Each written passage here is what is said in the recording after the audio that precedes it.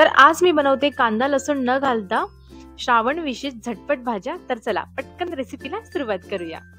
आता सर्वात पहिले आपण बनवूया बिना कांदा लसूणची बटाट्याची चमचमीत अशी भाजी। तर एक कढई घ्यायची, कढईमध्ये थोडंसं तेल घालायचे।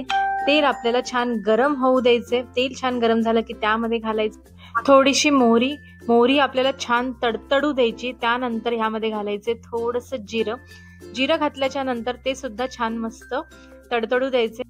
आता मी ह्यामध्ये घालते हिरव्या मिरचीची पेस्ट। ही मी मिक्सरला बारीक करून घेतली होती। आपल्याला ह्यामध्ये कांदा लसूण अजिबात घालायचा नाहीये, कारण हा श्रावण स्पेशल ह्या भाज्या आहेत।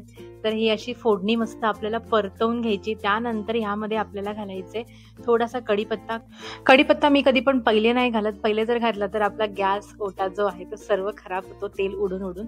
तर मी नंतर असा घालते कढीपत्ता आणि हळद घालायची आपल्याला थोडीशी। आता हे सर्व आपल्याला व्यवस्थित असं, हळद थोडीशी कच्ची आहे त्याकरता आपल्याला हे व्यवस्थित असं मस्त परतवून घ्यायचे, जेणेकरून बटाट्यामध्ये हळद आहे ना त्याचा असा उग्रपणा लागणार नाही। आता यामध्ये आपण घालून घेऊया चवीपुरतं मीठ। यामध्येच घालायचे, कारण बटाटे आपले रस्सा करणार नाही हो, त्यामुळे बटाट्यांवर सर्व ठिकाणी मीठ पसरलं पाहिजे। त्याकरता मी या फोडणीमध्येच मीठ घालून घेते। मीठ घातल्याच्या नंतर आपल्याला पुन्हा एकदा व्यवस्थित ही फोडणी सर्व साईडने अशी परतवून घ्यायची। आता मी इथे घेतलेले आहेत उकडलेले 4 बटाटे।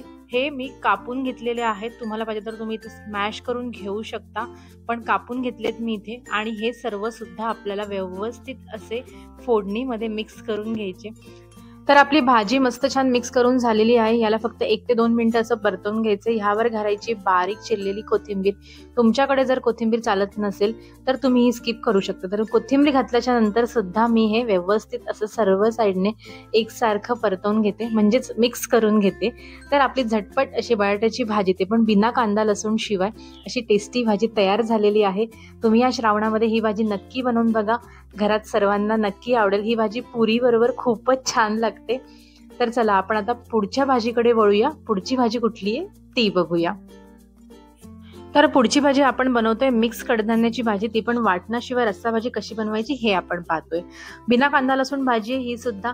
तर एक कढई घ्यायची, कढईमध्ये तेल टाकून घ्यायचे। तेल छान गरम होऊ द्यायचे। त्यानंतर आपल्याला ह्यामध्ये घालायचे थोडंसं जिरं, त्याचबरोबर हिरवी मिरची, थोडासा कढीपत्ता। आता हे सर्व व्यवस्थित आपल्याला असं परतवून घ्यायचे फोडणीमध्ये।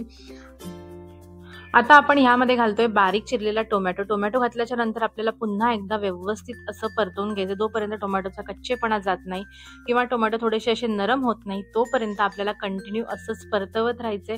आता आपण ह्यामध्ये घालायचे मसाले। मसाले तुम्ही तुमच्या आवडीनुसार घालू शकता इथे। तर इथे मी घालते थोडीशी हळद, त्याचबरोबर लाल मिरची पावडर, काश्मीरी पावडर। आता हे सर्व मसाले घातल्याच्या नंतर पुन्हा एकदा आपल्याला तेलामध्ये हे मसाले आहेत ना फक्त 1 मिनिटाकरता असेच परतवून घ्यायचे। 1 मिनिटानंतर ह्यामध्ये मी घालते थोडंसं पाणी, जेणेकरून आपले मसाले खाली जळणार नाही आणि बरोबर शिजतील सुद्धा। तर पाणी घातल्याच्या नंतर पुन्हा एकदा आपल्याला हे मसाले व्यवस्थित असे मस्त छान शिजवून घ्यायचे। तर हे मसाले सुद्धा आपल्याला 1 मिनिट असेच शिजवून घ्यायचे, कारण ह्यामध्ये आपण कांदा आणि लसूण परत घातलेला नाहीये, त्याकरता हे मसाले आपल्याला अशा प्रकारे शिजवावे लागतात। तर आपले मसाले शिजून तयार झालेले आहेत। आता ह्यामध्ये मी घालते मिक्स कडधान्य। तुम्हाला आवडेल ते कडधान्य तुम्ही इथे वापरू शकता। आता हे कडधान्य आपल्याला मसाल्यांबरोबर छान असं मस्त 1 मिनिटाकरता परतवून घ्यायचे। लगेचच पाणी घालायचं नाहीये, नाहीतर आपल्या भाजीची चव आहे ना ती अजिबात लागणार नाही, भाजी अशी पांचट पांचट लागेल।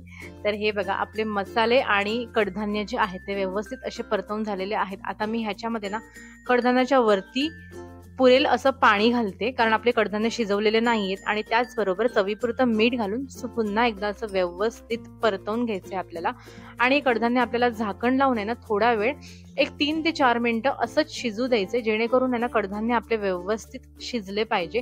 3 ते 4 मिनिटानंतर मी झाकण काढून घेते आणि हे बघा आपले कडधान्य आता शिजलेले आहेत, पण अजून पाणी आहे यामध्ये जास्त। तर आपल्याला पाणी थोडंसं इथे आटवून घ्यायचे, त्याकरता आता मी असंच झाकण न ठेवता हे शिजवून घेणार आहे, जेणेकरून आहे ना पाणी पूर्णपणे आटेल, कारण आपण यामध्ये वाटण घातलेलं नाहीये, तर मग ते खाताना एकदम पाणी पाणी लागेल। तर हे बघा थोडंसं यातलं पाणी मी ना दाटसर असा रस्सा करून घेणार आहे याचा। तर आपली भाजी फायनल इथे तयार झालेली आहे। आता ह्यावर मी घालते थोडंसं खिसलेलं ओलं खोबरं। तुम्हाला पाहिजे तर तुम्ही हे स्किप करू शकता जर तुम्हाला आवडत नसेल तर. पण मी वरतून थोडंसं ते खोबरं घातलेलं आहे आणि आपली बिना कांदा लसूणची भाजी जी आहे ती तयार झालेली आहे. तुम्ही या श्रावणामध्ये ही भाजी नक्की बनवून बघा. तर आता आपली दुसरी भाजी तयार झालेली आहे. आता आपण बघूया पुढची तिसरी भाजी कोणती आहे. सर्वांची फेवरेट तिसरी भाजी ते म्हणजे गरमागरम असे छोले. तर चला पटकन रेसिपी बघूया.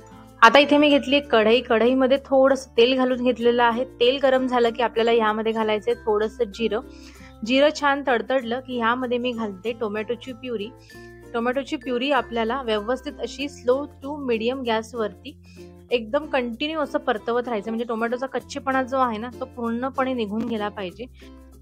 तर ही प्युरी आपल्याला 3 ते 4 मिनिटं स्लो टू मीडियम गॅसवरती अशीच कंटिन्यू परतवत राहायची जोपर्यंत त्याचा कच्चेपणा जात नाही.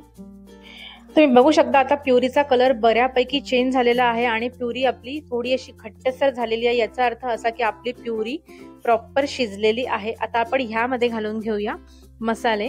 तर इथे मी घेतले थोडीशी हळद, काश्मीरी पावडर, गरम मसाला पावडर आणि छोले मसाला. आता हे सर्व मसाले घालून आपल्याला प्युरी बरोबर मसाले छान मस्त शिजवून घ्यायचे, म्हणजे छान असे मस्त परतवून घ्यायचे. मसाले अजिबात कच्चे राहता कामा नये.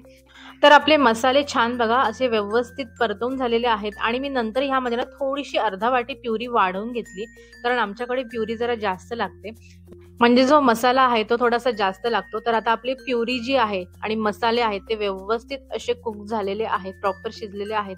आता आपण ह्यामध्ये घालून घेऊयात उकडलेले छोले.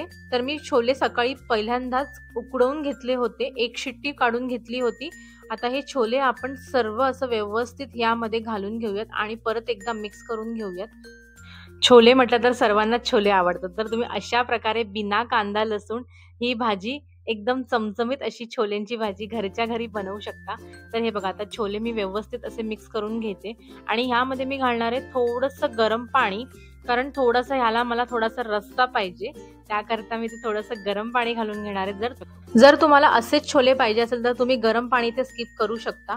तर मी इकडे आता थोडंसं गरम पाणी घालून घेते, जेणेकरून माझा रस्सा आहे ना तो थोडासा वाढला पाहिजे. तर गरम पाणी घातल्याच्या नंतर पुन्हा एकदा आपल्याला व्यवस्थित असं मिक्स करून घ्यायचे. त्यानंतर आपल्याला चेक करायचं की आपला रस्सा केवढा आहे. तर मला अजून थोडंसं इथे पाणी लागणार आहे, तर मी ते थोडंसं अजून पाणी ऍड करून घेते. आता सर्वात शेवटी आपल्याला यामध्ये घालायचे चवीपुरतं मीठ. मीठ घातल्याच्या नंतर पुन्हा एकदा आपल्याला व्यवस्थित असं मिक्स करून घ्यायचे आणि एक 2 ते 3 मिनिटं छोले फक्त असे शिजवून घ्यायचे, कारण का आपला मसाला शिजलेला आहे, छोले सुद्धा शिजलेले, त्यामुळे जास्त शिजवायची गरज नाही. फक्त एक 2 ते 3 मिनिटं याची अशी उकळ काढून घ्यायची. तर हे बघा आपले छोले मस्त छान शिजलेले आहेत. तर आपली झटपट अशी छोल्यांची भाजी ती तयार झालेली आहे. तुम्ही बघू शकता इथे. तुम्ही ही भाजी श्रावणामध्ये बिना कांदा लसूण बनवू शकता. ही सुद्धा भाजी खूप छान लागते आणि घरात सर्वांना आवडेल. यावर थोडीशी बारीक चिरलेली कोथिंबीर घालून घेते. जर तुमच्याकडे आवडत नसेल किंवा चालत नसेल तर तुम्ही ही स्किप करू शकता. आता हे घातल्याच्या नंतर आपण पुन्हा एकदा व्यवस्थित असं मिक्स करून घेऊया आणि गरमागरम छोले तुम्ही कुलचे, पुऱ्या कशाबरोबरही मस्त एन्जॉय करू शकता. तर हे गरमागरम छोले तुम्ही मस्त फुललेले भटुरे ह्याबरोबर मस्त एन्जॉय करू शकता. तर कशा वाटल्या तुम्हाला आजच्या तिन्ही भाज्या? जर तुम्हाला रेसिपी आवडली असेल तर प्लीज माझ्या व्हिडिओला एक लाईक, शेअर आणि सबस्क्राईब करा.